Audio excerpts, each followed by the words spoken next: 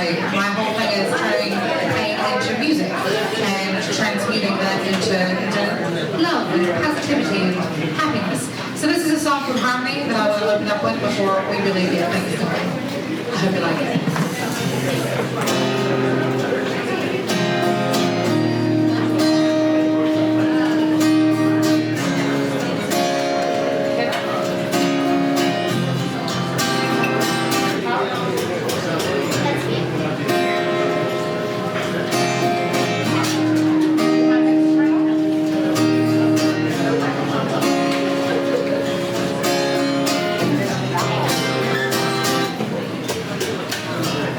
Life isn't real. We pay everything. Use every single lyric to count everything. Truthing our words, every word we say. Forgetting that harmony is what makes life great.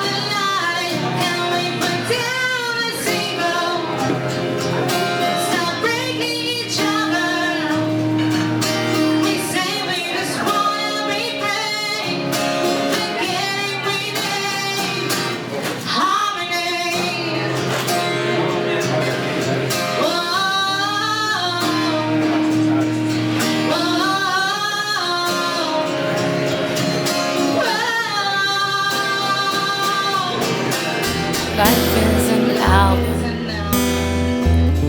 a collection of songs. Use every single lyric, a call and response. Proving we're stronger, together we rise. Can't we put down the masks we hide behind? So stuck on the lane, an ego defined. What happened to the village? Where is our tribe? Can we refuse the devil? Stop breaking each other. We say we're so lonely inside, forgetting that we are the light. Can we put down this evil? Stop hating each other.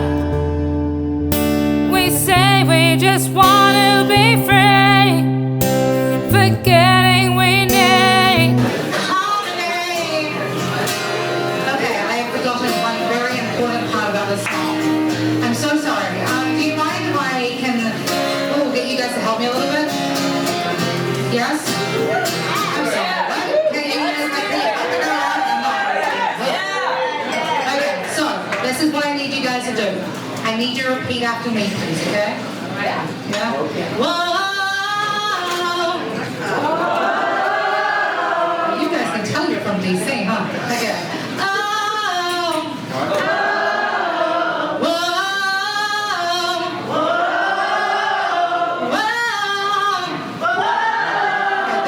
Taking me to church right now. And so I'm gonna 1, 2, 3, 1. Oh,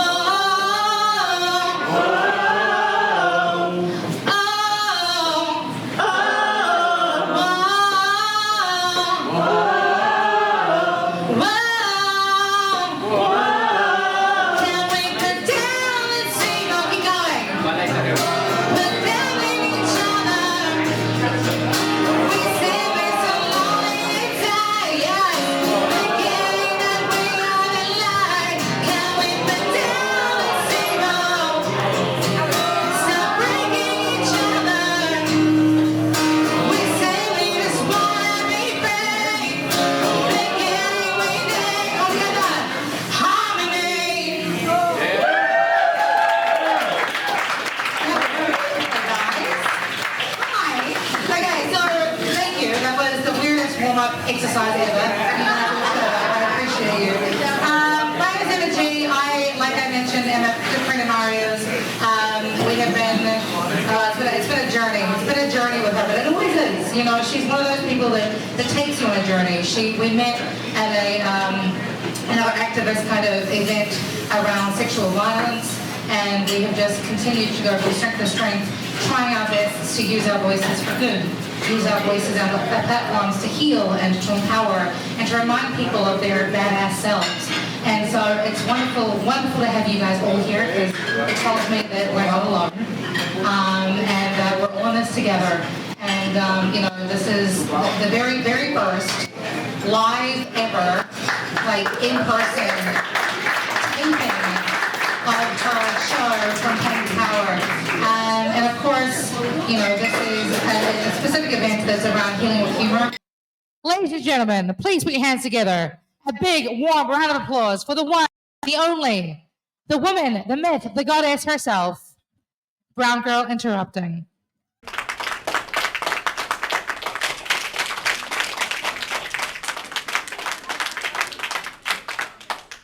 So this is Healing with Humor, and yes, it is the first live event of Pain to Power. I'm Maria, as you heard from Emma, also known as Brown Girl Interrupting.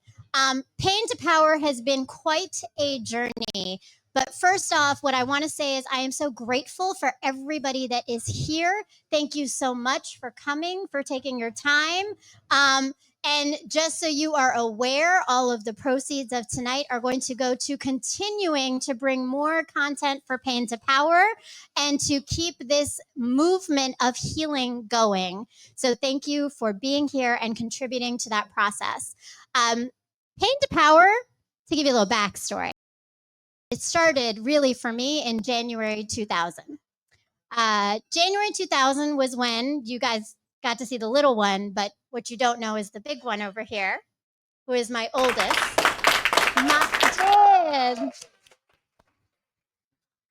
January 2000 is when I found out I was pregnant with him. I was a 22-year-old college kid in a Muslim family as a Pakistani Bangladeshi daughter of immigrants, and that was not an easy start.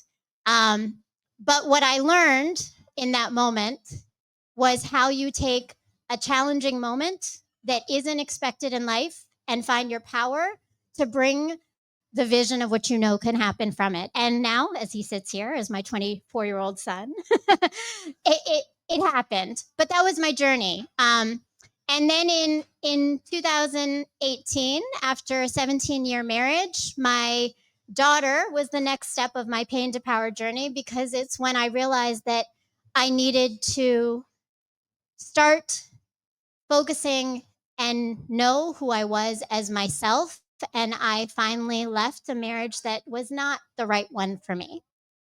And so that was the start of my Pain to Power journey. And I became Brown Girl Interrupting and started writing about it. And my writing had led me to meet many people along the way who have had their own journeys of Pain to Power. So what you've been seeing on the screen is what happened in January of 2022 is I started the show Pain to Power with this amazing Montaigne. He is Mr. M, all the names, but what's most important is who he always is that he is someone who, and he knew that I had a bigger picture and a bigger purpose, and that's what has become Pain to Power, is elevating the stories of others who have experienced pain in their lives, found their center and grounding, and now are leading with love through their mission of their passions, what they do in their jobs, what they do in their professions, through art, through creativity. And that is what the purpose of Pain to Power has been.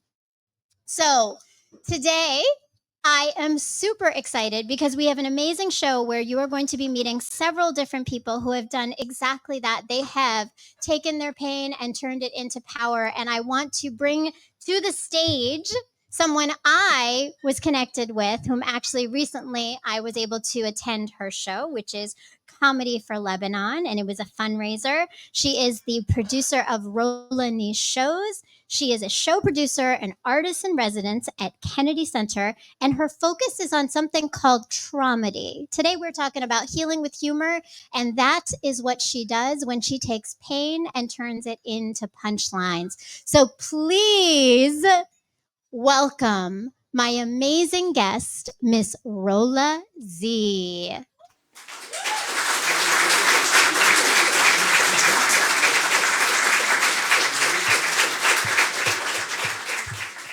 Beautiful people, thanks for coming out tonight. Thank you. Oh, Tell it me is what you do with lovely to see you. I am not the I think Yeah, I'm used to standing up and just, welcoming people and being all loud and larger than life. So this is going to be really wonderful. Thanks so much for having me. thank you so much for being here. Like, I love this, and it's been it's such an opportunity for me because you and I have been chatting and talking and connecting as we planned and prepared for this event, and we've learned a lot about each other. So I'm excited for everyone to learn a lot about you. So normally, I know people say, "How are you?" But I want to open up a little differently because I want to know, how's your heart today? How is my heart today? Okay, I'm known for being really authentic. I ended a relationship today and I'm here. Oh, I want to say okay. congratulations. Yay. Okay. Congratulations. Okay. It was toxic. It was the wrong one to be in. I'm just being, starting off by being super honest and authentic, and that's what I Well, think that's you what we like do it. here. And I Mhm. love that because you know what? The best way to heal is through. Comedy. There we go, right? So humor, Oh, comedy, and it's connection. gonna happen. I love it. I love it. All right. So with that, the show is called Pain to Power, and I always think everybody has a very intimate relationship with turning pain into power. Tell me a little bit about when you think about that idea of turning pain to power, what it means to you. So I learned early on that when you take your own pain and then you talk about it and you sort of transform it into something which may or may not be positive, it could be funny, it could be like when you share it with other people, you take ownership of that pain and then you just feel better about it. It's the only way to grow. Let's say, you're young and, let's say from bullying or whatever it is. And as a kid, if you take that and, you take those insults and you sort of laugh about them and talk about them as well, I find that you feel better, but also other people feel better as well. There's certain, power to that. I love that. And ownership is so important though in this process and and then sharing it with others to heal, which is beautiful. And so your journey started early in just, childhood. Tell me a Mhm. little bit about your upbringing and childhood and some of the journey that you've been on. So I had really annoying neighbors when I was a kid. They used to throw missiles at us. So I had to flee the country by boat. I'm Lebanese, so I swam here, which is fine because I'm a good swimmer, as you can see. But really, we fled the war in Beirut from like many years ago, like more than 40 years ago. I know a lot of people were born this century. But so yeah, we fled the war from Lebanon, lived in Greece for some time, and lived in Montreal. So that was the first sort of, I guess, actual journey to get here. I love that. And thank you. So, I mean, I imagine there's been a lot of inspiration of your own learning and growing and humor as you, I mean, it's kind of dark humor. Not everybody's always ready for that. So I'm not going to do any, a show or, a set tonight, but we'll be doing a set tonight. But we might have a little bit of dark humor in here. Are you guys ready for that? Well, Some people have been to my show. so actually that's perfect because I was Yeah. wondering because I know that you talk about that you do traumedy, right? Yes. So Mhm. when I was talking about this show and I mentioned it, it's such a new term for so many people. Tell us what traumedy is. So to me, traumedy is like trauma comedy. So you take the pain and take the darkness, sort of turn it into something funny. I'm not going to give you some examples yet because I don't think we're ready for it. But there's just so much horribleness going on in the world. I mean, I put on these shows where we talk about like what's happening in Palestine or what's happening in different places, what's happening in the US, how basically, they canceled DEI, but we're here, right? Look at this room. Definitely DEI is not canceled here tonight. So I think there's so much comedy already in what's happening. And I think if you take that trauma and make it into something funny, there's power in that. And then other people feel better about their own trauma as well. Yeah, I love that. And thank you. And thank you for breaking it down because I think there's so much power again in that, which is taking the pain and turning it into something that we can connect on rather and find community through, which is what tonight is and which is what we're doing. And so, as you navigated these changes, I'm curious to know how your identity and your culture impacted the way you started to identify yourself and come to understand who you were and wanted to be. It's such a good question. And, sometimes, you get these questions like, as an Arab Muslim woman, this, and I clearly don't represent, Arab Muslim women. Actually, I think there's some Muslims over there who would be, she would say that I'm definitely not doing a good job of being a good Muslim tonight. I just had a gin and tonic.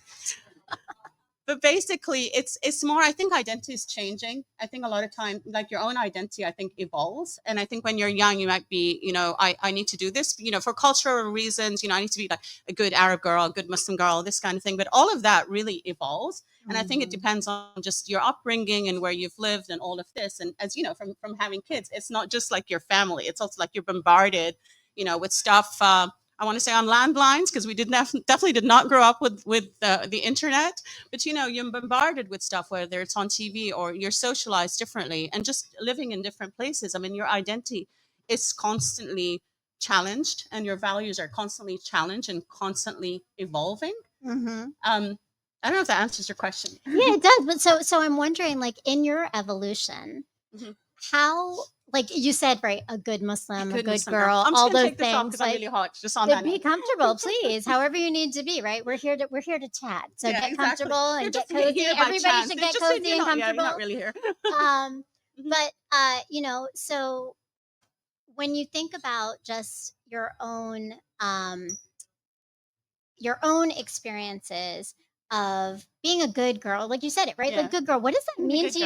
girl. Do you describe yourself as that? I just wonder, because I feel like, and we've had some conversations, Yeah. right? That's subjective.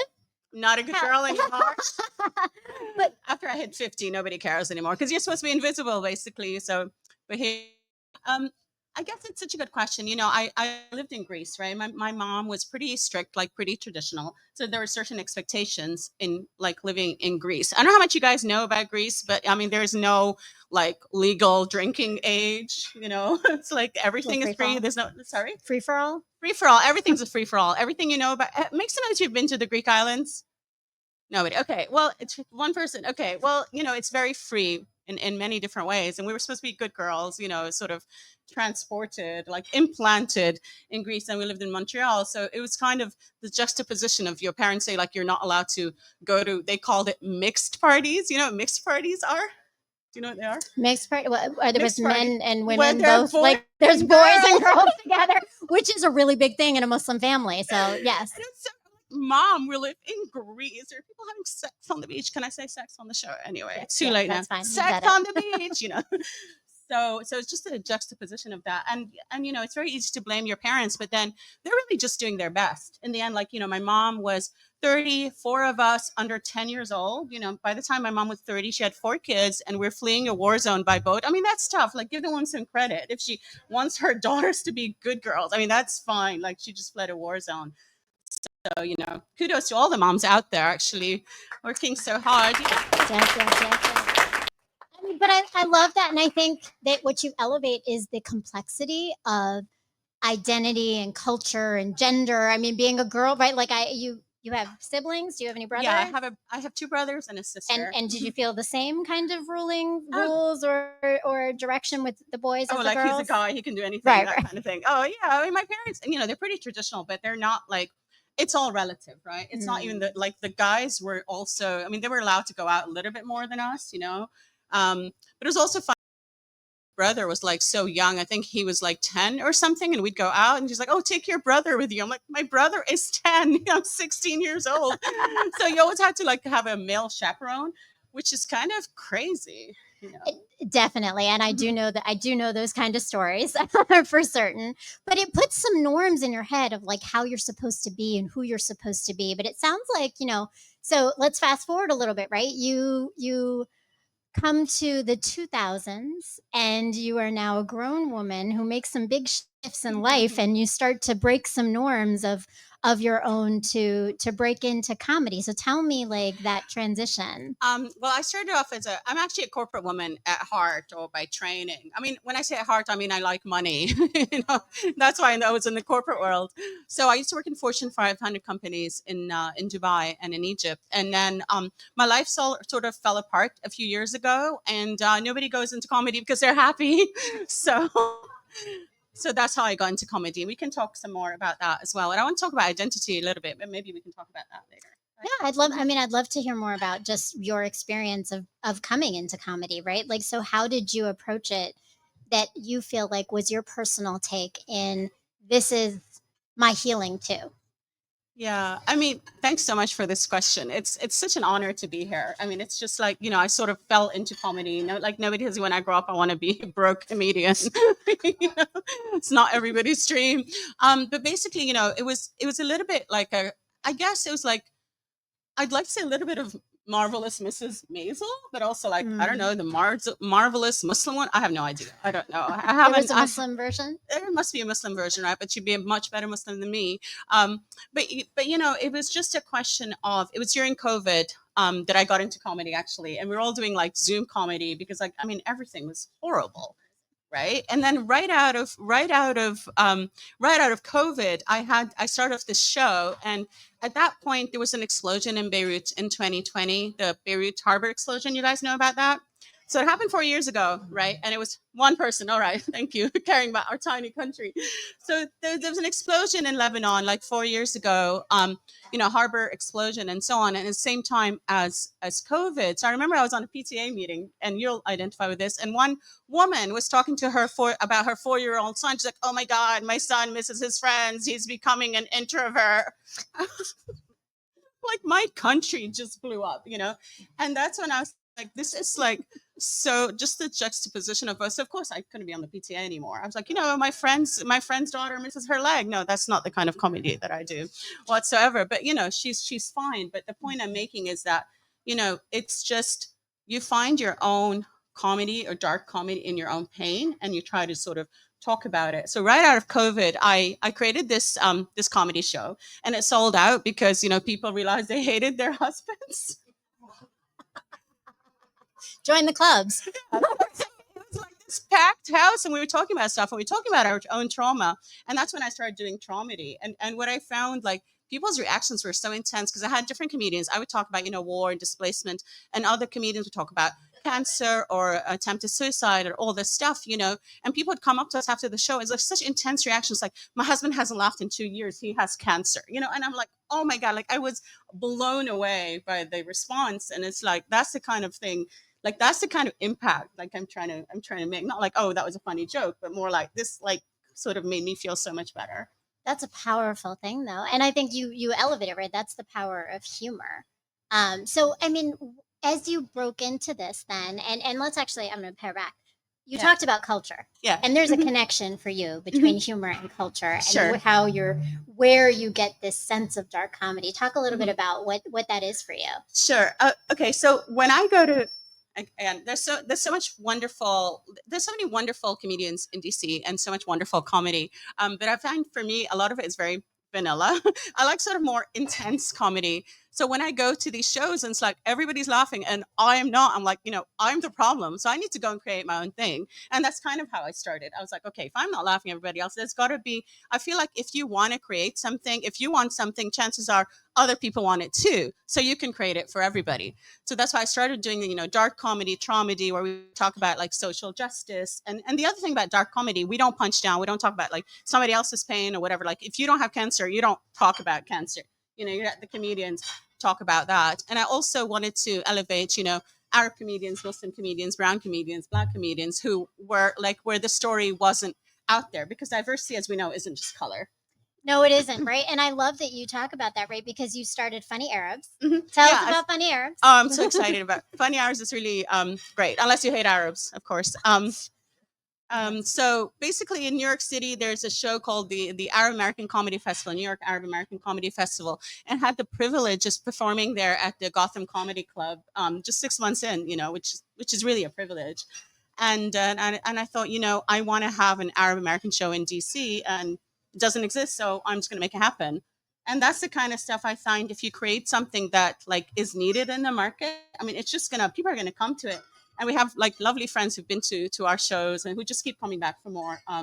So yeah, it's great. I Thank you love for that, and that, asking. that goes back to that representation, because I think we've got two comedians. One is going to be talking later in a few moments, which again, representation is such a powerful thing, to have people be able to get the permission to do the things sometimes that they see others doing. But all of this takes vulnerability, right? Tell me about your own journey of being able to be so raw and vulnerable with your own story of everything, because that requires some effort, right? Some healing to get to. People often say to me, "Oh, it's refreshing. You're so honest." I'm like, "Is everybody going around lying all day?" Yes, Yeah, pretty yes. much, yeah. Especially the guy yeah, never mind. Yeah, so I think honestly, it just comes naturally to me, and I don't mean it in a way. I just mean like, I just have no ego anymore. Like, I'm kind of done. Like in my culture, and a few Arabs here, I will not pick on them, but it's all like, what will the neighbors think? What do the neighbors think? It's like, I don't know. The neighbors are doing coke off some, like, it's like, it doesn't even matter. It's like, you really have to take care of yourself and be the best that you can be. So because our culture is so much about what will the neighbors think, I'm just like, I just don't care anymore. I just want to like speak my truth in a respectful way and respect everybody. And that's how you find your tribe. Yes, you do, right? But so you talk about this, right? Like that breaking the status quo of culture, right? Mhm. And you speaking on being able to be vulnerable, right? Not worrying about people's perceptions. Are there other norms that you feel like, or lessons, like learnings and things? A lot of times as we get older, I Yes, too, I was right? gonna say. I too, right? It's like there's an unlearning of messages of Yeah. who you are and who you're supposed to be. What are some of those big messages you had to unlearn about yourself? I mean, if I could have just been myself when I were younger, would have been just better for everybody. That's the thing. It's like, at 40, you care less. At 50, you're like, I don't even know. It doesn't even matter anymore. And it's, I'm 52. I know I don't look a day older than 51. Thank you. Um, it's just, it doesn't even matter anymore, because when you're not your true self, then other people cannot be their true self, and like nobody benefits. So long as you're not a horrible person, if you can be your authentic self, I just think it's that. In terms of the lessons, like, I still see it. I have a lot of people come to my shows. They're like, young Arab girls. They're like, "Oh, you're older than my mom, but you're so much cooler." It's like, yeah, I'm sure your mom is not like this person, but it's, there's still these, like, these sort of, I don't want to say oppressive cultures, because we know this is America. We're pretty oppressed here now, but it's more a question of the culture of, like, you're in your 20s and you have certain expectations. It's just enough. I love that. And I mean, I think that again, like you're breaking those norms and you're doing it. But so all of this is your vulnerability, your authenticity. And I will say that honestly, I think that being honest and truthful and authentically ourselves is not easy.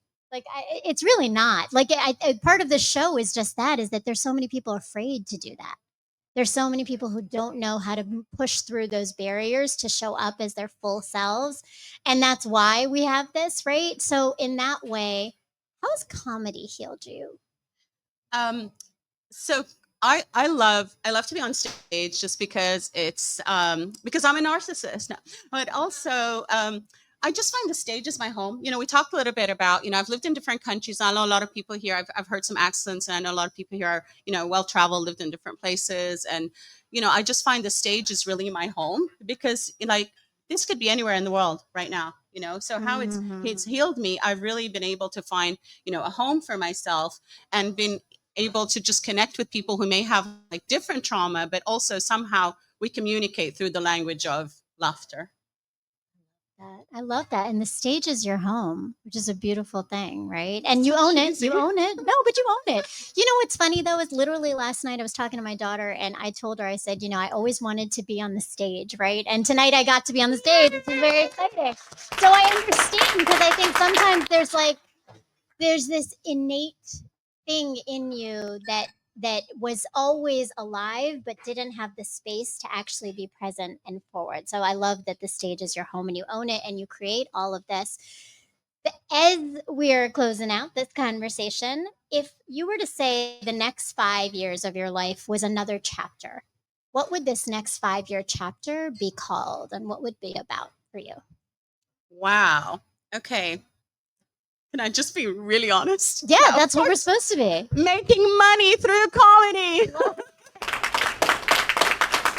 Are there any big plans of like how Yeah. that's going to be different in the next 5 years? Definitely. When I'm very excited about my upcoming shows. Can I talk a little bit Yes, about that? please Okay, do. cool. So I'm a resident now at the Kennedy Center, which means I live there. Haha, lucky me. No, I don't live there, but I get to do like 2 activations a year, and it's very exciting because I get to create programs with them, and a lot of them will be elevating minorities and talking about trauma and this kind of thing. And so I have my first show there, and it is free. My first social impact show this year at the Kennedy Center is on March 6th. So please mark your calendars. It's called Traumedy by Rola Z. And I also have like more to do with my funny Arab shows. I basically want more people to just, get on board and just we can collaborate and just like propagate the messages, and just, elevate the voices that need to be elevated because, the customers keep coming back for more. So clearly it's needed. It's needed and it's healing. It's helping everybody. So where do people find you? On Instagram, I'm some Arab woman. And that's the best way to find me. That's the best way. And then you'll find out about all the shows and all the information. Any last thoughts about just healing for you? I just find that sometimes we're sort of afraid to be ourselves. And then it's like, what's the worst thing that can happen? Like literally, what's the worst thing that can happen? So I just find it really healing to just, be who you were always supposed to be, just so long as you respect, yourself and people around you. And then, then you're good. I don't know. I'm not a preacher. I don't know what I'm doing with my life. I'm not giving life hacks to anybody. But you are. You're doing it through your modeling. You're modeling and giving permission to so many people who are hopefully watching this or in this audience, right? Like who are just let's go, be ourselves, right? That's the goal. All right.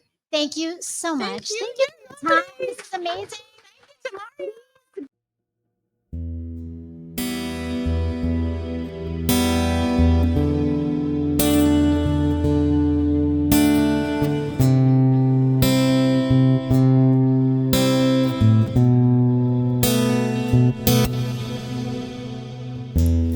Life is a rhythm we play on repeat. Use every single moment to refuse defeat, proving our worth in every word we say, forgetting that harmony is what makes life great. So stuck on the lane, an ego defined. What happened to the village? Where is our tribe? Can we refuse the devil? Stop breaking each other. We say we're so lonely inside, forgetting that we are the light. Can we put down this evil? Stop hating each other. We say we just wanna be free, forgetting we need harmony.